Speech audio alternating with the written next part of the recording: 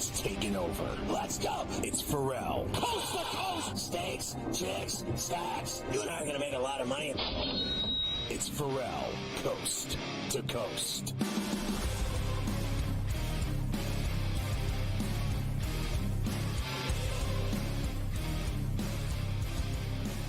It's Ferrall Coast to Coast in the biggest way possible right here on SportsGrid and SportsGrid Radio. Great to have you with us on a Friday, a holiday weekend Friday, heading into the Labor Day weekend holiday, but it's a football Friday on Ferrall Coast to Coast as we have a full slate of college football this weekend. We had games last night, we got games tonight, we've got the big heavy games tomorrow on our first traditional college football Saturday of the season. We've got a lot of baseball today as well. Everybody's in action on a Friday. We've got plenty of NFL notes. The golf's going on, if you want to say that, with Scotty Scheffler running away and hiding at the Tour Championship, looking for his first FedEx Cup. So we will dive into all of that as we move along today. We'll have Joe Lisi today in hour number one. Now, you know I'm with Joe all the time, but it's the first College Football Friday. So Joe doesn't do enough work already. We're throwing him in for more here this afternoon on C2C. We've got Gino Bacola from the Daily Racing Form, as always, at the end of hour number one. Coach Terry Bowden at the top of hour number two. And Keith Stewart, who's down there at Eastlake for the Tour Championship, will let us know. We'll probably, me and Keith, I'm sure Keith's going to be chasing that Burns 72 hole, not exactly going after Scotty with the strokes. We'll get all of Keith's action for the rest of the weekend as well. Carver High in for Scotty, along with the mayor of Miami, back again off of a huge underhit last night with North Carolina and Minnesota. Joe Ranieri here today. Hi, Joe. How are you? Outstanding. I love it. For the first real football Friday of the season here, Carver. I can't get enough of it. I am stoked, and a heck of a way to start the season last night with a couple of winners for ourselves.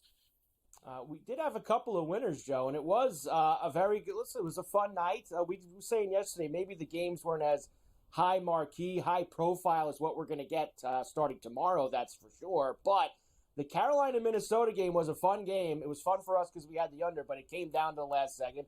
The Colorado game was fun as well, Joe, and really that was Travis Hunter, he's no joke. He was pretty good last year. When he got hurt, he took that cheap shot off the kid from Colorado State. It kind of derailed his season. But, already it starts. They already had enough hype, Joe, Colorado. And I don't think the team necessarily should get the hype, but that kid's the real deal. The 3 touchdowns he caught, he also, don't forget, played 40-plus snaps on D as a corner. Hell of a night for Travis Hunter, who I already saw, Joe, go from I think it was 30-1 to 12-1 for the Heisman off of his performance last night. Yeah, well, we'll see how you do it against some real competition, too. Yes. But yes. I'll say this, Carver. We did in-game live last night, and just before we went on air to cover that game, the under got steamed. And who in their right mind is betting an under in a Colorado game against an FBS team, FCS school? What are we doing here? And I think they had 31 points in the first half, and it did go over. It did slow down in the second half, and turned out to be actually the most entertaining game of the night as far as I was concerned. It really was, because everything else, Joe, was blowouts. Blowout city, you could say. Missouri, Kansas, even Rutgers. And college football season really starts, Joe, when you get that first coach who's upset at the handshake at the end of the game that one of the big dogs rubbing it in with Schiano throwing that touchdown on in the final 2 minutes of the Rutgers game, and the coach on Howard giving him the business there at the middle of the field. Now we know college football really has begun when that actually happens, and we'll probably see a little bit more of that this weekend because we do have other blowout potential going on. I have some things going on live for you, Joe. Let's discuss them quickly. They're playing a doubleheader in Cincinnati today between the Brewers and the Reds. They are in the bottom of the 8th inning of game number 1. right now. Lots of homers in this game, too. Willie Adames with a big fly. William Contreras. Jonathan India just he homered to tie the game at 4. So 4-4, bottom 8. First game of 2 there in Cincy. Also going on right now, we have the PGA Tour, as we said, Tour Championship. Scotty Scheffler running away with it. He is currently 17 under, and he's playing the 6th hole right now. That would give him a 6-shot lead over Wyndham Clark and Xander Schauffele, who are both at 11. Sahith Theegala has played well today, and Xander just got to 12, by the way, so he's 5 back. And you know, Joe, that's funny because me and you sat here yesterday, and Xander made a couple bad bogeys, missed a really short birdie putt. He makes a couple, though. He would still kind of be in this if he was in the 14 range. He's getting himself back together a little bit today. Yeah, 3 of the first 6 holes he's birdied. So that much more Xander-like this round here at the front. But it was the back 9 that really started him to go sideways there on the, the 11th, 12th, 13th hole. It just it went hard left for him. And meanwhile, Scotty Scheffler was just birding his way on into the clubhouse, pretty much putting the tournament away. But, hey, listen, a lot of golf here. We've seen, Scheffler's not a guy. I would have much rather have seen Scheffler heading into maybe Saturday with, a couple of strokes behind. But to go wire to wire, even with a 5-stroke lead, is not easy to do here. Especially when you've lost having the advantage the last 2 years here, coming in first and lost it both times. He clearly wanted to make a point that he was going to start fast at this Tour Championship and extend off of all of that action. So we have all of that going on now. We will get into all the college football for this weekend. We have a few games tonight. Heavy hitter weekend. Clemson and Georgia. Miami and Florida. Notre Dame, Texas A&M. Penn State into Morgantown against West Virginia, as James Franklin's always good covering at more than a touchdown against teams like that. Cover to cover, me and Joe will get you with all the games here this afternoon. But I will close this first segment, Joe, with something that's obviously a tragedy and very sad, and that was Johnny Gaudreau earlier this morning. Of course, member of Columbus Blue Jackets, long time in the NHL, 7-time All-Star, 31 years old, passes away in southern Jersey. Joe, just a horrific story. Him and his brother riding their bikes. Drunk driver tries to go around another car, ends up hitting them. It was their sister's wedding today. You could just imagine. Words really can't describe, Joe, the thoughts, the prayers, etc. that go out to that family. Just a horrific scene for the Gaudreau family, the hockey family, everybody down in South Jersey today. Just absolutely devastating for everyone involved. And there are a lot of people involved, totally senseless, just unimaginable what the family has got to be going through right now. Just heart goes out to them because it's just not something you ever expect to happen, and it should never have happened. And even more so, Joe, in today's day and age, and listen, me and Scotty do these stories all the time. People, drunk drivers, things like that that go on. We do stories about athletes, coaches, etc., who get arrested for drunk driving. In today's day and age, Joe, things like this are so avoidable when you talk about all the technology we have. I mean, it's right there in your hands to get a cab and get picked up and not put yourself behind the wheel. Just absolutely brutal for Johnny, for the Gaudreau family and everybody else down there with the hockey family, USA Hockey, etc. For Johnny. All right, coast to coast here on a Friday. We have a ton of stuff to do today. We've got Joe Lisi coming up. We've got Coach Bowden. We could do wall-to-wall college football, mostly college football today. For me and Joe, we will get all of tonight's baseball in as well, and the Taters, which we got to get back on rolling here tonight, Joe. So I had a couple days off. The Taters got cold. We need to get back hot, swinging into the weekend. Ferrall, coast to coast. Carver Ryan, Joe Ranieri, and for Scott. We're back yesterday.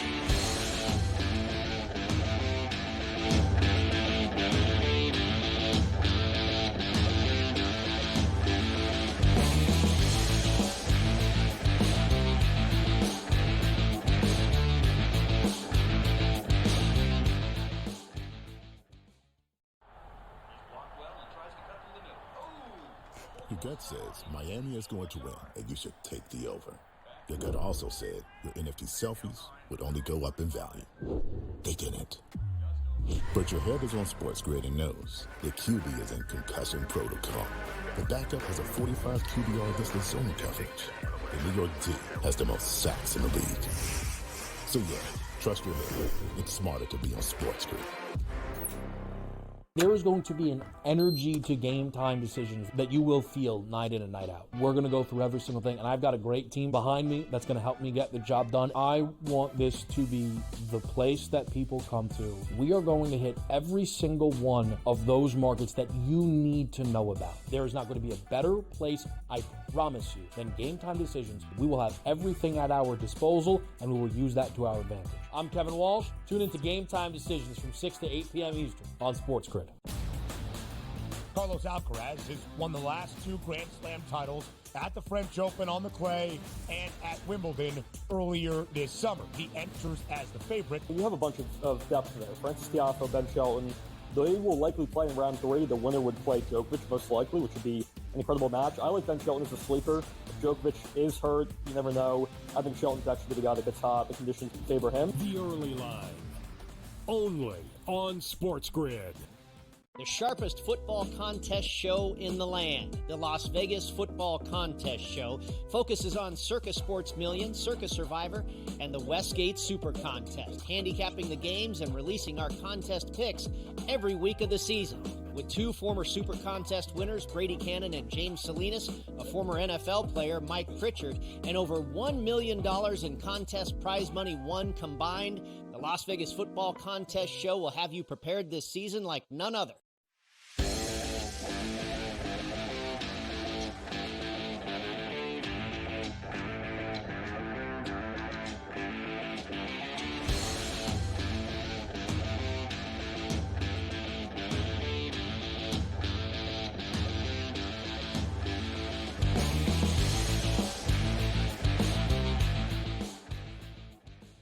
And we are back, Ferrall, coast to coast on a Friday. Carver High in for Scotty on SportsGrid and SportsGrid Radio. Great to have everybody with us here today. Of course, it is here, the first big weekend of college football. And I spend a lot of time with this guy, obviously. There was no way I was going to go the first Friday and not have the encyclopedia of college football, the one, the only. You hear him with me on Carver and Lisi at night as well sometimes. Go for the 2, Joe Lisi. Hi, Joe. How are you?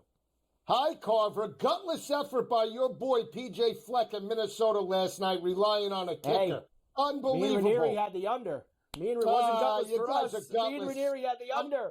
That kid, Write down, Joe. Let's go. That kid, Max Brosmer, absolutely is atrocious. He had 52 yards passing in the first half. Everything was a check down.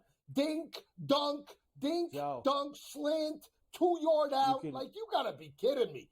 You know what it looked like, Joe? Fleck is dead to me. He's dead to me. Looked exactly like the last few years of Minnesota football. Who cares? Just a different quarterback in there. It's the same thing. They got no offense, Joe. That's why they don't win. That's what's going to get PJ chopped up there. They got no offense. Why win games 40-20 when you could lose them 16-13? I mean, really, you have a 7-point lead at half. You have a 7-point lead at half. Max Johnson is on a cart, and you still can't open up the offense. It still can't open it up. That's for sure. So I got a lot to do with you, Joe. I don't got you long. I know you're upset about Minnesota last night, but I got too many big games this weekend that we got to touch. We got to touch base on at least a few of them. Number one, let's go to this one first because I think this one's maybe getting overlooked. I think Clemson Georgia's getting a lot of the gas, rightfully so. Whatever. Notre Dame heads into Kyle Field in College Station on Saturday night to kick off Marcus Freeman's season. A very important one, as me and you have discussed a lot, Joe. Freeman's got to make the playoffs now. 12 teams. I thought very unimpressive last year. He had Hartman, didn't really let him drive the car the way that he should. I'm nervous he's going to do the same thing with Riley Leonard here now coming over from Duke. But they have a big opportunity on the road here, Joe, to get their season off in a big way. I might shock you. I'm actually shocked that Texas A&M is 2.5-point, 3-point favorites heading into this matchup. Not a knock on Mike Elko. Think he's a very good defensive-minded coach. I just do not buy in to Connor Wegman as being the second coming of Johnny Manziel. The kid's inconsistent, struggled with Auburn last year. He was hurt. I think this offense is going to be a little inconsistent with playmakers moving on. And I'll say this about Marcus Freeman. Last 2 years, say what you will, 10-4 straight up, Carver. They play very well on the road, and the mobility of Riley Leonard, to me, is the difference. Going on the road in College Station, I don't care. Plus the 2.5, outright. I said it, not you, outright. Notre Dame over Texas A&M. I think A&M is gutless. Yeah, that's got me nervous now that you're on Notre Dame. That's got me very nervous that you're backing them, because usually you go after them, you try to gas me up. I don't go after them. Not true. Not true. You go after I'll say that. Here's the thing. 8.5 win total. We're anointing Mike Elko as like it's the second coming of Nick Saban. 8.5 win total. You got to be kidding me. The best season Jimbo Fisher had was 9-1 during the COVID year when Kellen Mond beat North Carolina. Give me a break. They couldn't win under Sumlin. They couldn't win under R.C. Slocum or Jackie Sherrill or Mike Sherman. You want me to keep going on and on and on? I mean, come on now. Jimbo couldn't get it done either. Mike Elko in year one's going to get it done. Get real. All right, Joe. Next for you, massive game in the Swamp between Miami and Florida. And you talk about two coaches who cannot, under any circumstances, have their fan bases looking to tear them down after one game. Huge game for Mario Big Chest Cristobal and Billy Napier, Joe. And one of them's going to be walking out of there with a lot more heat than they already have. Oh, absolutely, Carver. And all we've heard all offseason, Cam Wood, Damian Martinez, right? They have it all, Miami. All they have to do is actually win the ball game now. I said this before. Billy Napier's 11-14 straight up. 9 of those wins during his tenure in regards to Gainesville have come at home. Meanwhile, Mario Big Chest, as we call him, was 2-4 on the road or on a neutral field. They lost those 4 games last year by an average margin of defeat of 9.6 points per game. And I'm not so sure Graham Mertz isn't the best quarterback in this game. 72% completion percentage, 20 tutties, and 3 interceptions. Upset city, baby. Florida outright over Big Chest. I can't wait to see all the Hurricane fans, even the ones on SportsGrid. Where are you now after they lose on Saturday? You didn't really just back Graham Mertz and pump him up, right? Like, that's another guy. You have dragged that guy around for years. He cost me money. He cost me money against Kentucky. Sweet and baby now Ray you're going to Davis. sit here and back this kid after you've dragged him for the last few years? Oh, Joe, that's just poor form. I can't believe you. I can't believe you're backing Mertz. Unbelievable, Joe. All right, I only got a minute. I'll do Clemson, Georgia when I come back. Let me ask you this. Out of all these teams laying big wood on Saturday, Michigan, Oregon, Ole Miss, Alabama, Texas, Ohio State, Tennessee, all these teams are kind of like, Missouri and Kansas last night. They're laying heavy wood. Is there anyone, Joe, out of the enormous spreads that you're looking to take the points with on any of these small teams?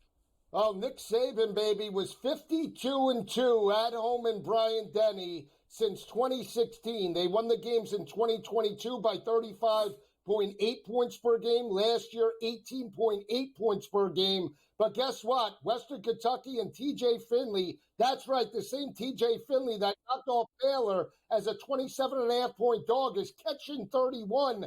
Alabama's won 23 straight Week 1 matchups dating back to 2001. They've won by 28.5 points per game. Guess what? 31.5 is more than 28.5. Give me the points with Western Kentucky on the road. And you know what? Sprinkle the plus 2,500 on the money line. I would love to see that in week number 1. What a way that would be to start the Kalen DeBoer era in Tuscaloosa if he lost to Western Kentucky. Joe, hey, TJ Finley, what's he on? His 9th team in college football? It's his TJ 4th. now? Him and JT Daniels. His 4th team. We'll get a few more. One more with Joe. We'll get a few more picks from him after this. From Coast to Coast on a Friday. Carver Hyatt for Scotty. We're back after this.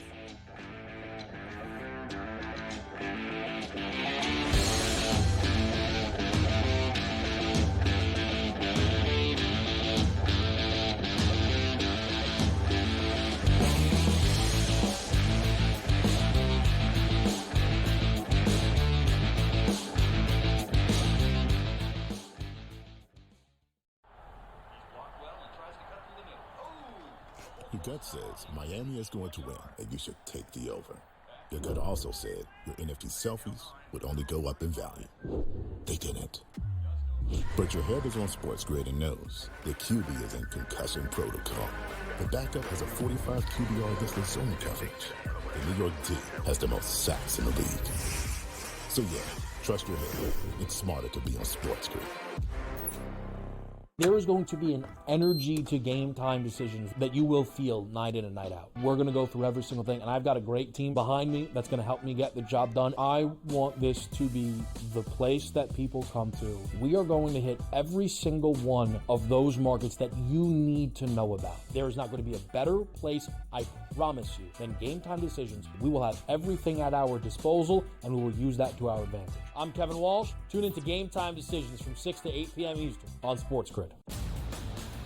Carlos Alcaraz has won the last 2 Grand Slam titles at the French Open on the clay and at Wimbledon earlier this summer. He enters as the favorite. You have a bunch of depth there. Francis Tiafoe, Ben Shelton. They will likely play in round 3. The winner would play Djokovic, most likely, which would be an incredible match. I like Ben Shelton as a sleeper. If Djokovic is hurt, you never know. I think Shelton's actually the guy that gets hot. The conditions favor him. The early line, only on SportsGrid. The sharpest football contest show in the land, the Las Vegas Football Contest Show, focuses on Circus Sports Million, Circus Survivor, and the Westgate Super Contest, handicapping the games and releasing our contest picks every week of the season. With 2 former Super Contest winners, Brady Cannon and James Salinas, a former NFL player, Mike Pritchard, and over $1 million in contest prize money won combined, the Las Vegas Football Contest Show will have you prepared this season like none other.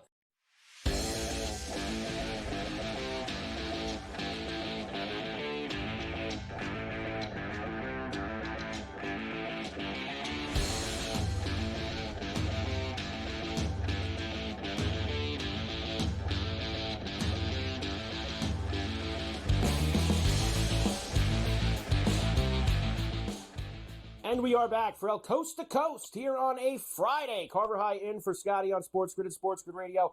It is the first big college football weekend of the season. Wall-to-wall games all weekend long.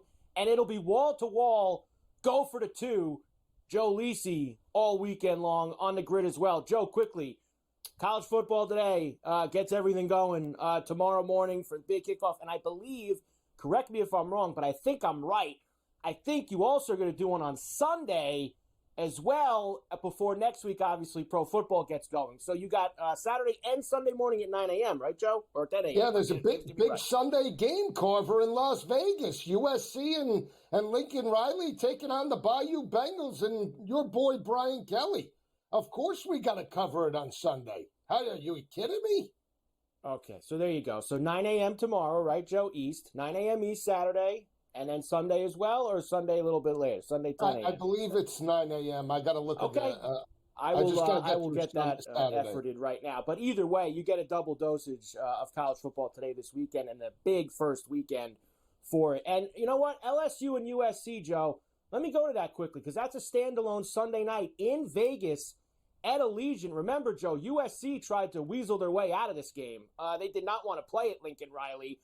Brian Kelly does want to play it, and I don't blame him. He's lost the last 2 years, Joe, in this standalone marquee opener, both times to Florida State, and he's looking to get things going in the right way against USC. He is, and if you look at Brian Kelly on the road or on a neutral field dating back to the days of Notre Dame, he's 30-14 straight up, which is a 681 winning percentage. I think they're going to play bully ball. Will Campbell anchors that offensive line. You have a new defensive coordinator in Baker for LSU and Lynn for USC, but the weakness of USC was in the front 7. I think they're going to run it right down their throat. I still expect a big game out of Nussmeier, but I think LSU actually wins by double digits. I mean, early on, I thought it would be USC. I'm talking months ago. The more I break it down, it's all Bayou Bengals for me. I think that this is a college football playoff contender. I already have the ticket at +1.25. I think it's going to be an absolute smash job, Joe. I think they are going to completely destroy them on Sunday night in that game in Vegas for Brian Kelly and the crew. All right, Clemson and Georgia noon East on Saturday. Of course, number 1 Georgia, Clemson, they played a couple years ago in the opener in Charlotte. Low-scoring defensive game. Do we expect that again tomorrow in Atlanta, Joe? No, I don't think so. I think in order for Clemson to win, Carver, they got to get over the 48.5. That's my best bet, actually, in this matchup.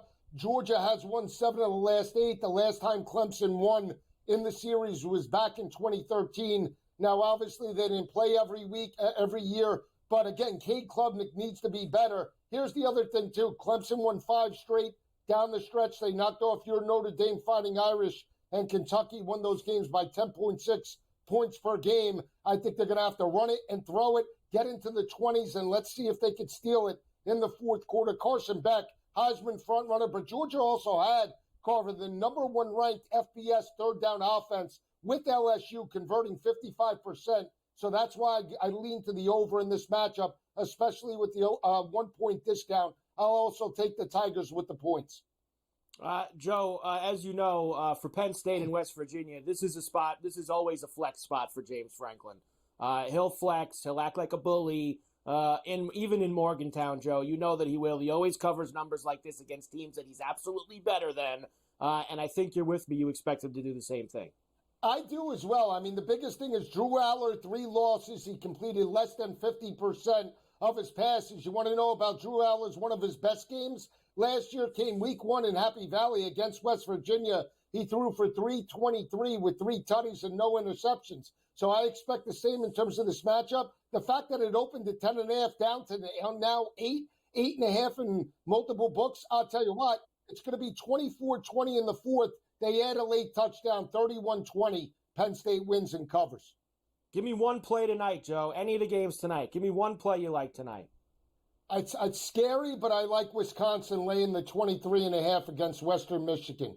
Tyler Van Dyke, I think, has to open it up, and I think they trounce Western Michigan in a big way. Another guy you've dragged for years here. You're going to go back Tyler Van Dyke now. Me and you will be on for that, Joe. Tonight, Carver and Lisi, SportsGrid Radio at 8 p.m. East. The big tradition unlike any other, the Carver and Lisi college football pick segment in the second hour tonight. It's a hotly contested battle between me and Joe every single week. And, Joe, I promise you this. No golf tonight. All football for you, Joe, on this Friday. I'm talking. All football.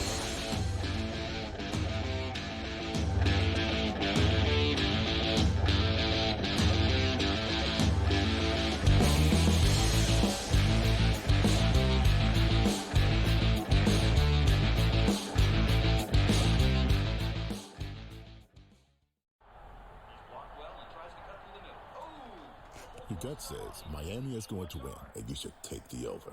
Your gut also said your NFT selfies would only go up in value. They didn't. But your head is on SportsGrid and knows the QB is in concussion protocol. The backup has a 45 QBR distance zone coverage. The New York D has the most sacks in the league. So yeah, trust your head. It's smarter to be on SportsGrid.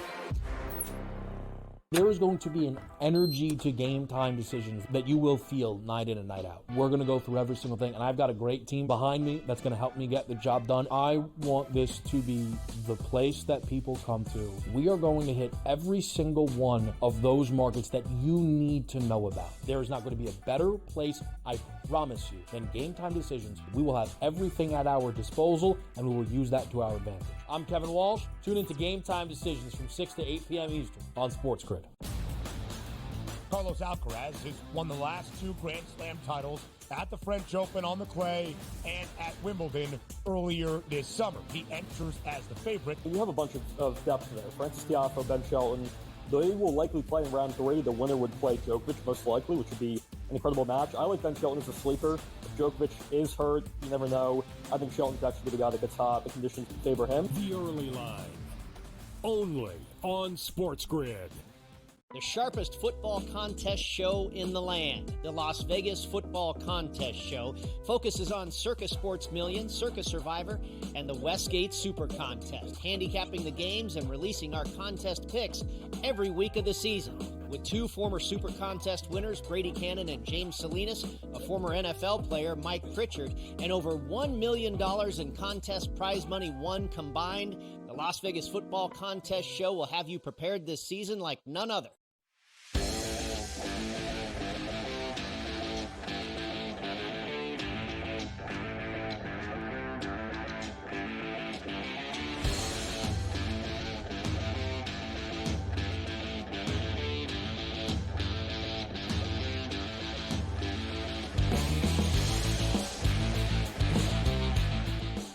And we are back for El Coast to Coast here on a Friday. Carver High and Joe Ranieri in for Scotty on SportsGrid and SportsGrid Radio. Great to have everybody with us here today. It is a huge college football Friday on C2C. We have got you covered pillar to post. Don't worry, later on in the show, we'll get you tonight's baseball. We got a few other things, but it's going to be mostly college football here.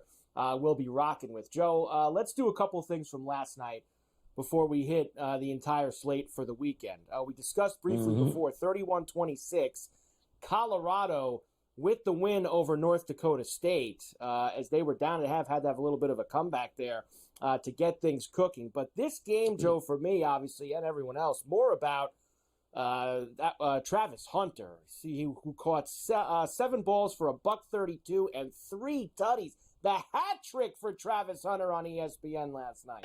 Sanders pulls it out into the end zone. Touchdown, Hunter. And they just get it off into the end zone. Contact. What a catch! A miraculous, implausible, impossible catch by 12.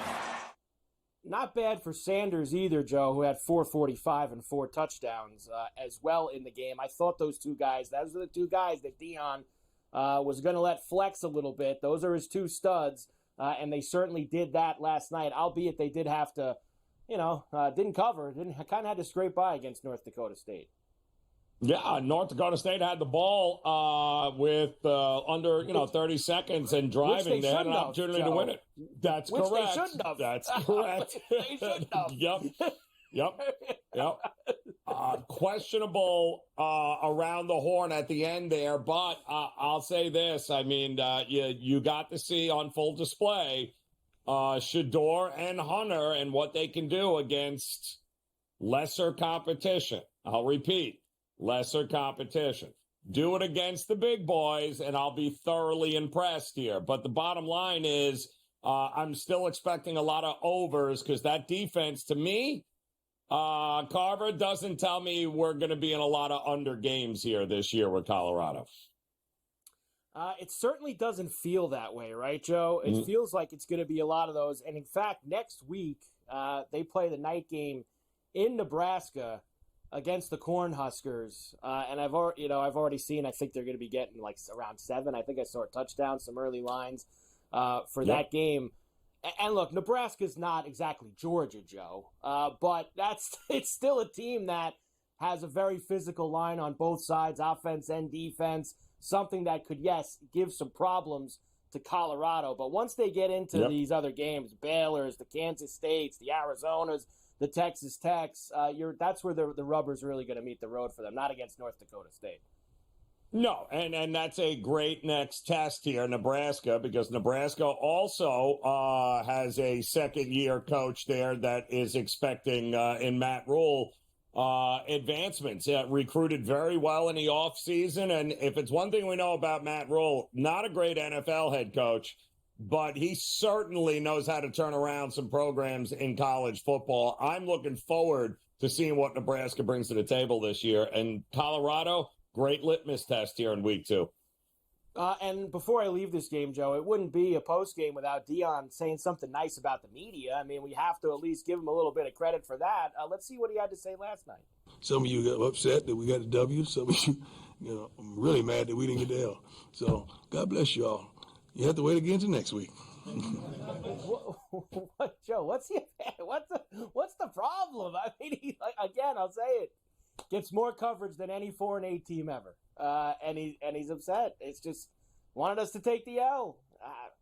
Might take one next week in Lincoln, so you might get your L next week to start things off for the season. That's for sure. North Carolina beat Minnesota 19-17. Big undercall by Joe Ranieri on that one. Glad that I got on board. In terms of the outcome itself, though, Minnesota did have a chance in the final moments on Fox. On the way, it is no good. North Carolina survives. Lisi was just on here a few minutes ago, Joe, he was all mad at PJ Fleck and mad at Minnesota. I don't know what he's mad about. I saw the same Minnesota offense that I've seen for the last 3 or 4 years under PJ Fleck. I don't know what he was expecting with them having a new quarterback. It was more of the same, Joe. That was your typical Minnesota game. They're awful offensively. Their defense is good enough to hold a team under 20 points, but they still don't win the game. That's PJ Fleck's Gophers. Yeah. Well, it was also, was he mad about the 27-yarder that kicker missed in the first half, the chip shot? Were you upset the fact that you probably shouldn't have had a touchdown to begin with if it wasn't for a 70-yard INT? That was just a terrible play by North Carolina. So, listen, I'm with you. And don't forget, this team, though, still has enforcements coming. They are a different team with Darius Taylor on the field. He sat out last night. Marcus Major was the only running back that the Golden Gophers had. But it's clear that when Darius Taylor's in, they're a different offense. I'm going to be looking to back the Golden Gophers in some spots here moving forward with Taylor on the field. And I was very impressed with the defense once again for Minnesota. Both defenses, in fact. We thought they'd be better, and they both showed signs of that last night. And one thing we should note here, Joe, because this does matter for North Carolina going forward, was that Max Johnson did get hurt in that game. Their quarterback, leg injury, went to the hospital, etc. So that's something, if you've got a season long on North Carolina, got anything with them, that could be an issue for them, Joe, especially when they get into conference play and they play some teams that can actually move the football, unlike Minnesota. Yeah. So that could be a problem for them going forward. Yeah, keep in mind, though, the kid Harrell that they brought in, the backup, he's the one who played in the bowl game last year. So, like you saw last night, it wasn't bigger. The moment wasn't too big for him. You're playing second fiddle to a 38-year-old in Max Johnson, who I believe they said it was a hip. But he's been hurt and every year, every LSU, A&M, hurt. So he'll be fine eventually. He will be fine eventually. As far as everything else, Missouri 51-0, and didn't they kick the field? Didn't they kick a field goal like in the last minute too, Joe? Let me see. 1:57 left. They got the field goal. That's another one. Big time coach Drinkwitz knowing what his boosters need in the stands before he sends everybody home. Kansas 48-3, no problems there. NC State actually had a problem last night with Western Carolina. That was a struggle, Joe, for a while. They do end up winning, but they did not cover that 32.5 as they were losing. Weren't they down at the half, Joe, I believe, in that game? It was tied, 14 up at the half, and they had to struggle with Western Carolina. Yep. So that happens with some of these teams. You never know, Joe. Sometimes they're a little sleepy in that first game when you're playing a nobody. I was on air on In-Game Live last night watching that unfold, and I was trying to call people to borrow money to put it on North Carolina State for the second half.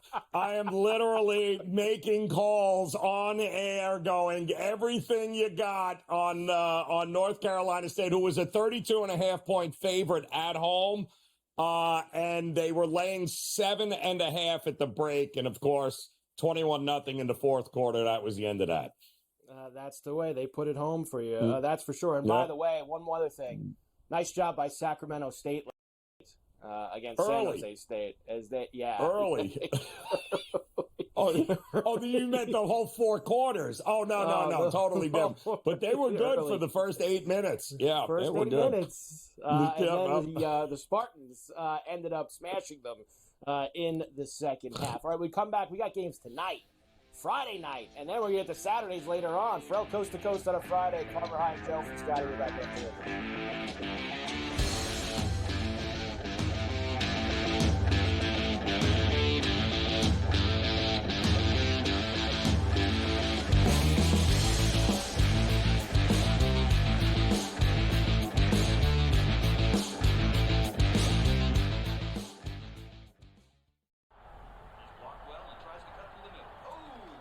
Your gut says Miami is going to win, and you should take the over. Your gut also said your NFT selfies would only go up in value. They didn't. But your head is on SportsGrid and knows the QB is in concussion protocol. The backup has a 45 QBR against the zone coverage. The New York D has the most sacks in the league. So yeah, trust your head. It's smarter to be on SportsGrid. There is going to be an energy to game time decisions that you will feel night in and night out. We're going to go through every single thing, and I've got a great team behind me that's going to help me get the job done. I want this to be the place that people come to. We are going to hit every single one of those markets that you need to know about. There is not going to be a better place, I promise you, than Game Time Decisions. We will have everything at our disposal, and we will use that to our advantage. I'm Kevin Walsh. Tune into Game Time Decisions from 6 to 8 p.m. Eastern on SportsGrid. Carlos Alcaraz has won the last 2 Grand Slam titles at the French Open on the clay and at Wimbledon earlier this summer. He enters as the favorite. You have a bunch of depth there. Francis Tiafoe, Ben Shelton. They will likely play in round 3. The winner would play Djokovic, most likely, which would be an incredible match. I like Ben Shelton as a sleeper. If Djokovic is hurt, you never know. I think Shelton's actually the guy that gets hot. The conditions favor him. The early line, only on SportsGrid. The sharpest football contest show in the land, the Las Vegas Football Contest Show, focuses on Circus Sports Million, Circus Survivor, and the Westgate Super Contest, handicapping the games and releasing our contest picks every week of the season. With 2 former Super Contest winners, Brady Cannon and James Salinas, a former NFL player, Mike Pritchard, and over $1 million in contest prize money won combined, the Las Vegas Football Contest Show will have you prepared this season like none other.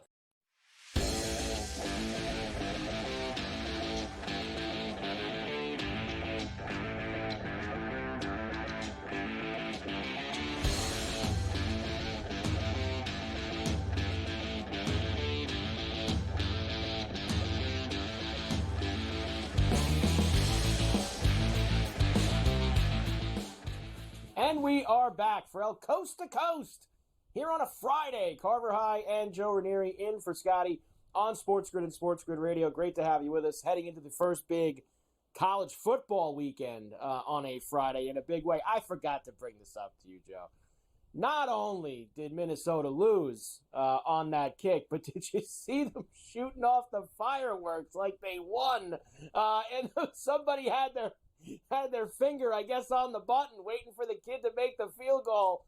But he missed it, and they still set off the fireworks there up in Minnesota. That's a tough scene.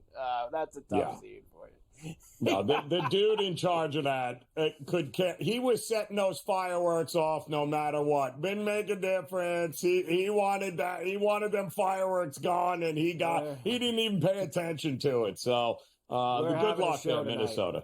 Yeah, that's right. We're having a show tonight, one way or another. We're having that fireworks show. I spent a lot of time on that, and we're going to go ahead and do it.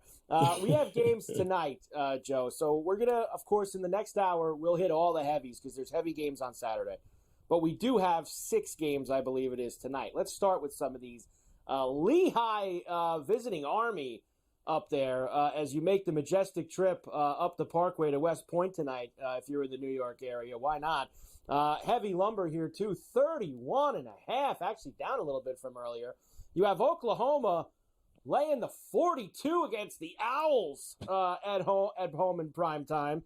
That's an ESPN game. And FAU visits Michigan State as well, minus 13 now for Sparty with that 44.5. And as we were mentioning yesterday, Joe, that, of course, was the kid on Michigan State who told everyone to take the over tonight in that game. So I guess we got to listen to him, right, Joe? Do we listen to the kid? We take the over in Michigan State and FAU? Listen, you could, but this is a play of mine here tonight. I laid it with Michigan State, Florida Atlantic, not too far down the road for me. It's the second year for Coach Tom Herman, and this is not good. They've got a total of 3 starters coming back from a year ago. Not good here. Their offense is less than average. They didn't add anybody in the transfer portal that's going to move the needle, and they are going to struggle much like they struggled last year. And I'll tell you this, they did add at Michigan State when you bring over, Jonathan Smith, the Oregon State coach. He brings his OC over. They brought the quarterback from Oregon State over, Childs. This is going to be a much improved Michigan State team on both sides of the ball at home. A new era, looking to make like you said, the boosters there looking to make a point. This is blowout written all over it for Michigan State. Make no mistake about it. And team total over may not be a bad play either.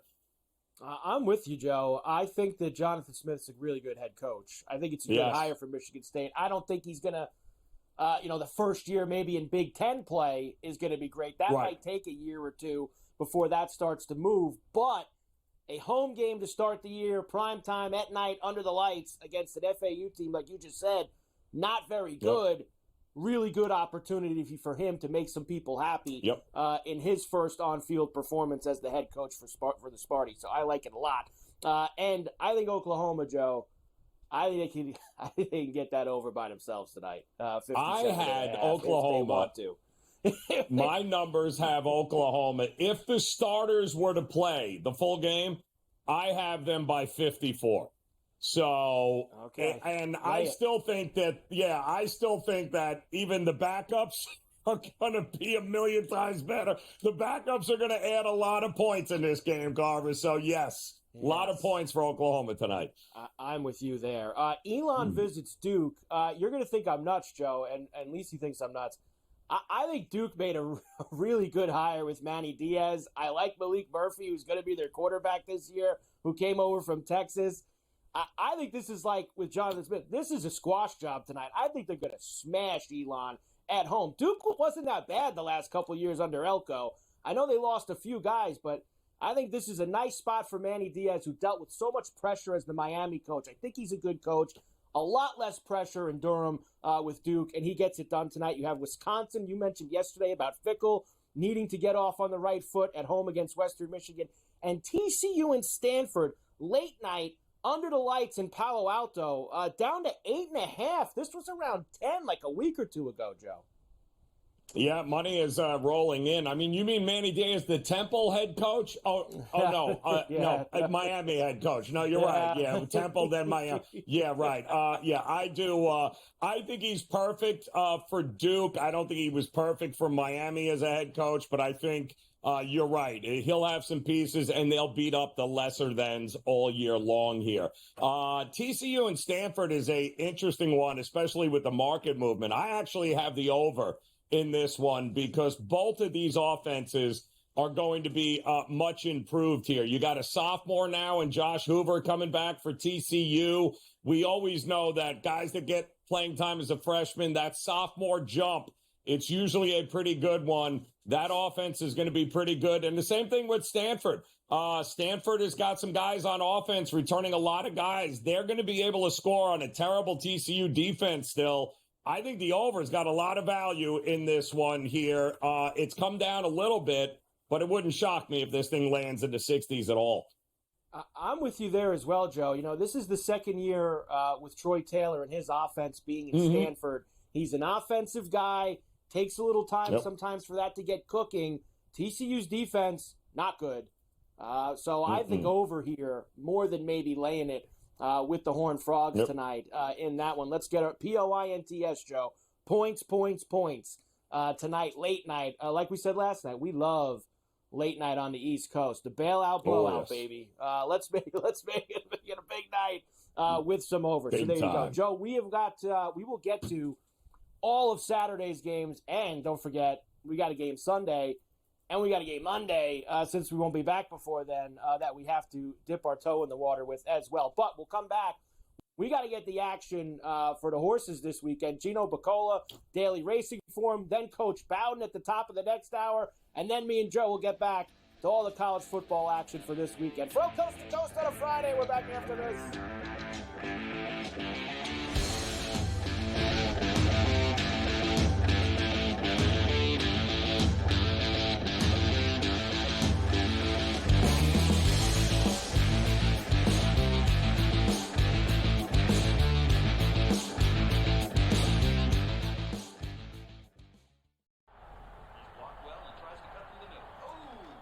Your gut says Miami is going to win, and you should take the over. Your gut also said your NFT selfies would only go up in value. They didn't. But your head is on SportsGrid and knows the QB is in concussion protocol.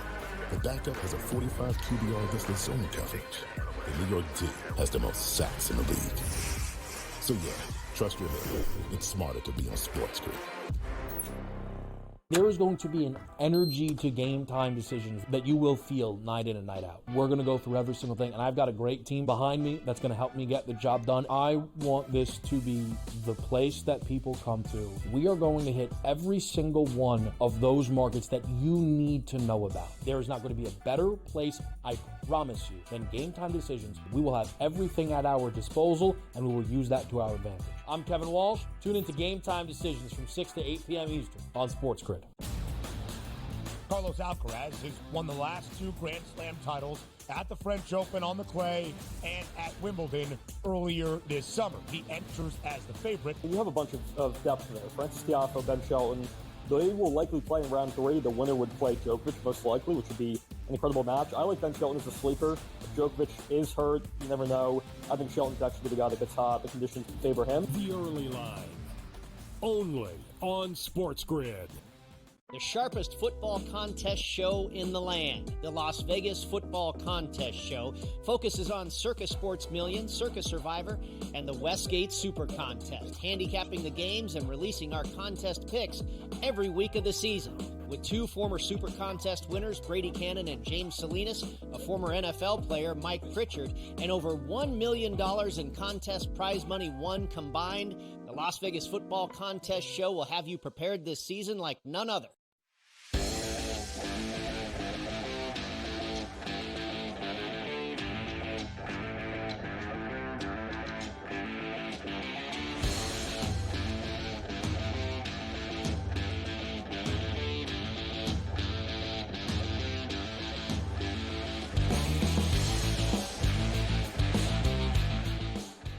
And we are back, Ferrall, coast to coast here on a Friday. Carver High in for Scotty on SportsGrid and SportsGrid Radio. Great to have you with us. Always great every Friday to have Gino Bacola from the Daily Racing Forum with us as we get ready for all of this weekend's action. And believe it or not, Gino shows up today. He's a USC guy, USC backer, but he's wearing LSU colors as they're getting ready to play in Vegas on Sunday night. Gino, where's the red and gold, Gino? I mean, come on.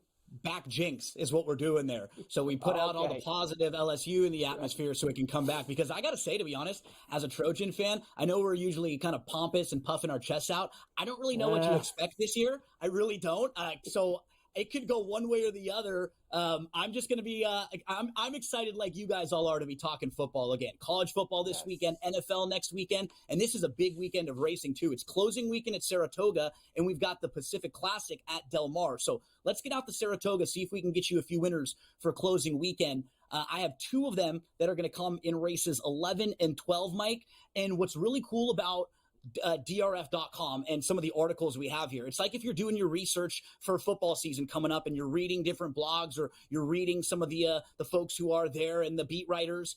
Dave Grenning from DRF told us that Mark Cassey, the trainer, was going to bring some of his really good 2-year-olds to Saratoga this year, and he did. Mark Cassey's had an awesome meeting. One of those horses is Salted, and Salted's going to be in the Spinway. Salted is still a maiden, actually, but he should have won his last race. He stumbled badly at the start, completely missed the break. He was like 10 lengths out of it. He closed really well to finish second. If he just gets a better start, Mike, I think he's going to be in the mix. And one more at Saratoga on Saturday. We've got Nietzsche Marie in race number 12. This is one of the big races on the card. This is the Flower Bowl. And Nietzsche Marie is a horse who, like we see with younger athletes, you just improve so much from that first or second year to when you have a little bit more experience. You know what to expect. From last year to this year, Nietzsche Marie looks like a completely different horse, running way faster speed figures. I think fits really well in there. So those are my 2 out at Saratoga.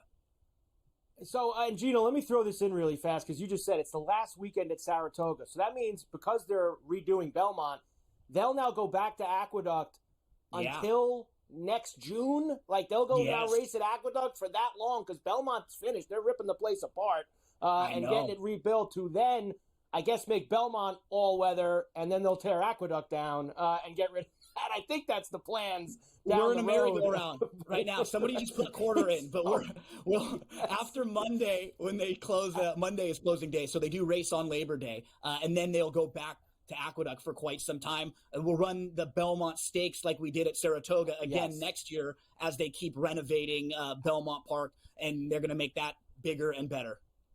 Have you guys at Daily Racing Forum and everybody who goes with the sport every day, have you liked the extended summer at Saratoga, or did you prefer the where it's only like a month? Do you like the full summer at Saratoga? Absolutely, because Saratoga, it's just got that prestige to it. When there are races run at Saratoga, more people care, more people pay attention, more people want to win races there and get their picture taken at Saratoga. So it just it's a cycle where it's just better overall. It lives and breathes horse racing. So anytime they can run a little more at Saratoga, we love it.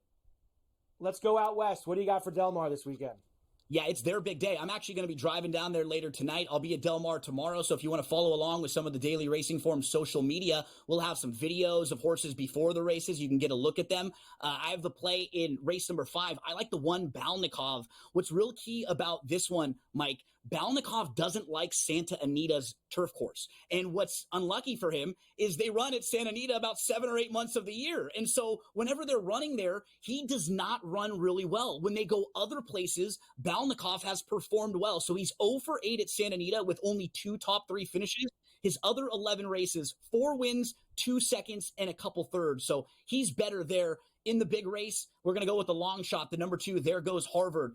A filly, and actually she's a mare now, was supposed to run in there. She was going to be favored, but she's scratched. There Goes Harvard is the number 2. He's proven going long on the dirt. So there's a couple for you out at Del Mar on their big day. 30 seconds, Gino. Give me the weekly NFL win total for this week. Cowboys under. Cowboys lost a lot on the defensive side. Quinn, who has been awesome, he improved this team's defense from allowing 30 points per game a few years ago to just 18.5 last year. Lost some key defensive pieces. The offensive line isn't as strong either with Smith out. And then their skill position players, Mike, they're not as deep at the skill position players either in the backfield or the receivers. So I'm going under the 9.5. I don't think we're getting to double digits for the Cowboys this year. Gino Bacola, Daily Racing Forum. Follow him all weekend at It's Me, Gino B, down at Del Mar. We'll see you then, Gino. Good luck.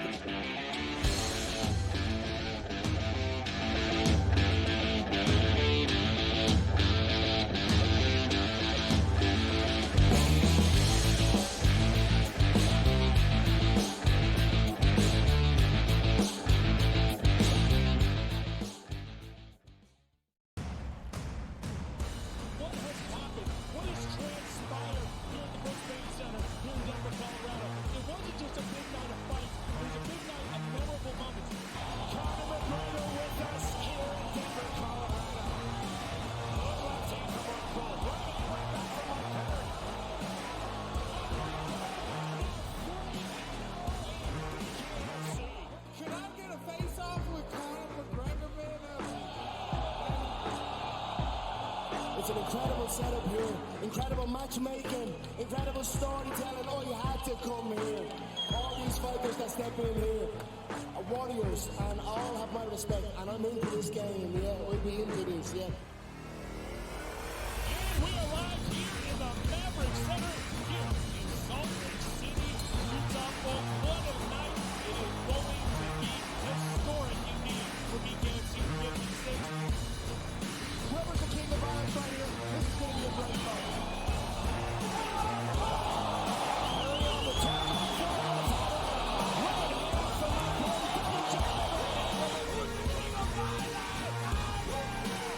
Combat fighting in its purest form, bare knuckle fighting in the city of angels.